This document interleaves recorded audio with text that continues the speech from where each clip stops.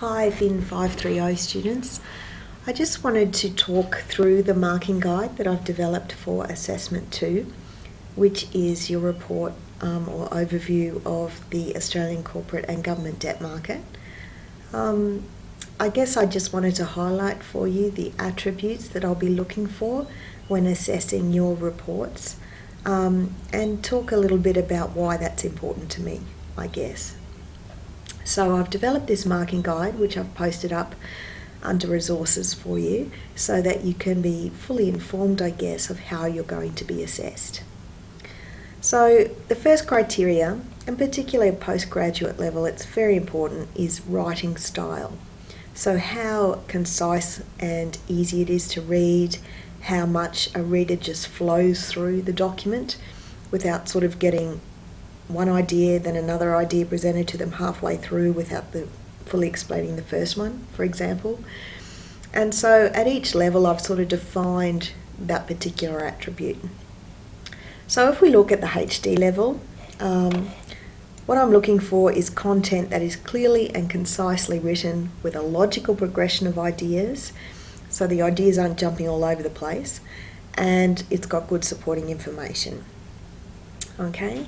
Now, what distinguishes that from a pass? Well, the pass level, the content is vague in developing the point of view. You get no sense of the story.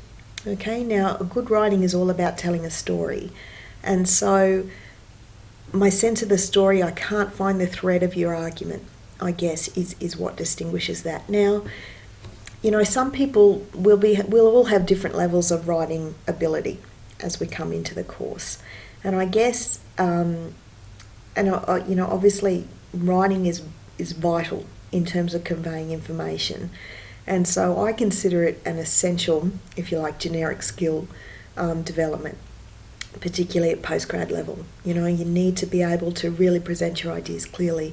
You may have great ideas, you need to be able to marry that with a great writing style to convince people of your great ideas, I guess. And so that's why I put it at the top of my list. Okay, it's an important attribute to have in the workplace, as well as any other part of your life. Okay, so the next one is basically our content, you know, the guts of it, what you've actually brought to the table in terms of information, I guess. And again, at the HD level, the information is accurate and current, and that's very important for this particular assessment task. You know, I don't want a state of the corporate and debt markets, the corporate and government debt markets rather, in 2009. Okay, I want the information as current as you can access. Now there, you will be spoilt for choice in terms of information out there. You only have to put, you know, Australian government debt market into the Google search engine and you will generate an enormous amount of information. You need to be selective, and that's part of the skill here. You need to be selective, so go for quality sources. The Reserve Bank of Australia, the IMF, any of those big international, well, the RBA isn't international, but you know what I mean, credible research institutions or people generating data. Okay, not the current affair website. Okay, that would not be my go-to point for this assignment. So, you know, get an idea of the sources of your information. So anything World Bank, Reserve Bank, Federal Reserve, any of those institutions are very credible. OECD data put out by them, any of that type of information is going to be valid, current, up to date. Okay? So I guess, you know, in determining the information, that is part of this task, okay, to research the information, to choose the information. That is part of the skill set, I guess, in the task that I've set. Okay, now an important feature here that I've put in this criteria is this one about no relevant or extraneous material. Okay, so I just don't want a spray gun approach, I guess. I want it quite tightly focused on the Australian corporate and government debt markets. So you don't need to include a whole heap of other information about other countries, for example. Okay, that's not the task here. And so when I get the spray gun approach, it's sort of like you don't really know what's important, so I'll just put everything in, okay? And I guess that's why I've put that in there, that, you know, you really can't have a HD answer, even though it may be beautifully written, great material sourced, if you've covered everything, okay? Because the task is quite specific, so you need to know what to leave out and what to put in. And that's why I've included that criteria there. Now, if we go down to the next criteria, and in this one, in this particular assessment item, the sources and uses of data, okay, and I've already sort of touched on the sources part. Now, HD level, the student has included data in both graphical and tabular form. The data has been fully explained and analysed, and the student has correctly drawn conclusions and trends from the data. Now that sounds fantastic, doesn't it? That is very hard to do, okay? That is a very difficult thing to achieve.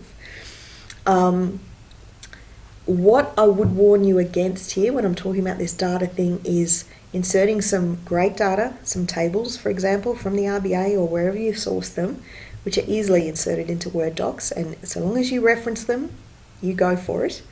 But then not explaining it in your text. You need to draw out that data in your discussion. You need to highlight to the reader the important parts of that table. You can't just put the table in and let it sit there and not explain it. That's a big no-no for me.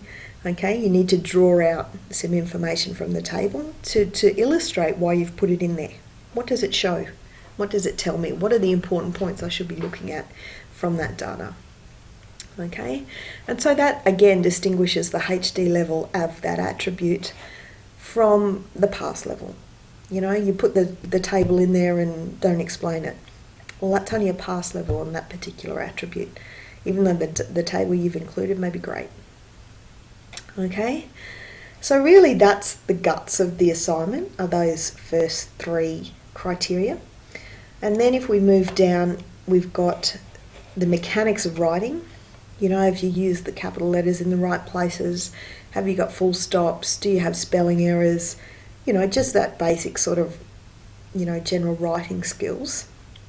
So in other words, I don't want a dog's breakfast presented to me in terms of editing, I guess. You know, make sure you've got question marks in there and full stops and the right sorts of punctuation. And that's an easy 2 marks to pick up, to be perfectly frank.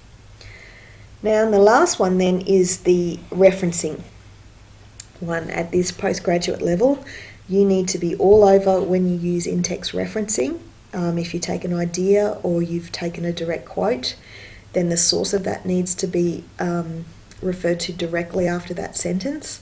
What I would warn you strongly against is chunking out whole paragraphs and then putting a reference at the end of it. That just doesn't wash. You know, you can't just do that. You can take 1 or 2 ideas and spin it into your own story, but not just take great swathes of someone else's document and correctly reference it, because that's not demonstrating any level of understanding to me at all. Okay, so someone else might get a HD for their writing, but you're not going to, I guess is my point.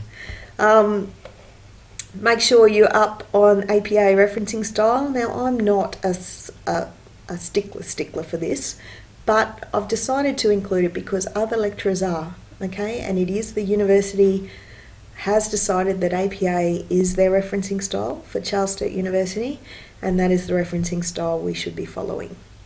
Now, all of that referencing material are available as links in the subject outline, okay, so you need to click through if you're not quite up to speed on any of that. There is a wealth of information on the CSU website about that sort of stuff, okay, and you can link to that through the subject outline. So I guess what I'm looking for, guys, when I read through this is to create a picture in my head of the current state of the Australian corporate and government debt markets. And to do that, you need to tell a story, okay? Where have we come from, where are we going is part of that story. And I guess issues like who in the corporates are issuing debt, okay? Is it what parts of those segments and what instruments are they using to issue debt? The government side is a little easier. They use one instrument, okay, the Treasury bond. And you need to have a little discussion about whether that's growing, whether that's shrinking. Now, there is just an overwhelming level of debate and information about the Australian government budgetary position at the moment. Let's stick to the facts, okay? I don't need, I guess what we don't need in this, okay, because you are in a role, you are writing speech notes or a report that will be turned into a speech, you don't want political commentary in that, okay? The Reserve Bank does not engage in that. We deal with facts, okay? Tell me about the state of the market. Tell me if the government's raising funds onshore or offshore, by all means, and what the predictions are for growth in that market.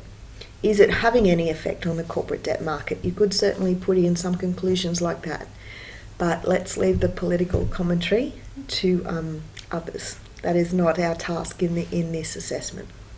Okay? All right, guys, I hope, I wish you all the best, and please don't hesitate to contact me if I can clarify any details. Thank you.